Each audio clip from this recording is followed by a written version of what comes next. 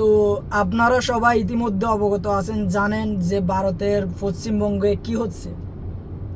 তারা এখনো সরকার গঠন করেনি, ক্ষমতায় আসেনি, এর মধ্যেই তারা কি শুরু করে দিয়েছে। উগ্র হিন্দুত্ববাদী জঙ্গিবাদেরা কি শুরু করে দিয়েছে।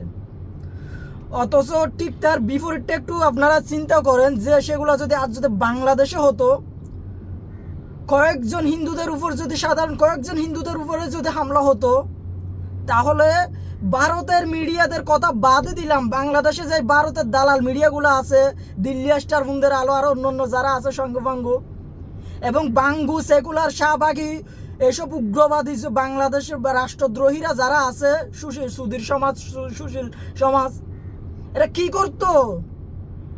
এরা বাংলাদেশকে জঙ্গি রাষ্ট্র বানিয়ে ফেলতো, রাষ্ট্রদ্রোহিতা করে ডাইরেক্ট বাংলাদেশকে বিশ্বের সামনে একটা জঙ্গি রাষ্ট্র হিসেবে উপস্থাপন করত।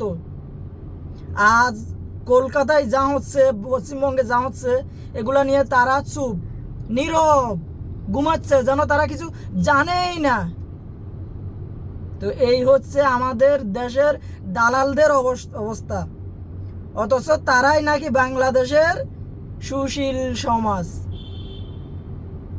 একটু ব্যক্তিগতভাবে যদি ভিডিওটা হতো, তাহলে একটু সুন্দর আমার কাছে কিছু গালির কালেকশন আছে, সেগুলো এখন এখানে কমিউনিটি গাইডলাইন্সের জন্য দিতে পারতেছি না। তো ভালো থাকবেন সবাই।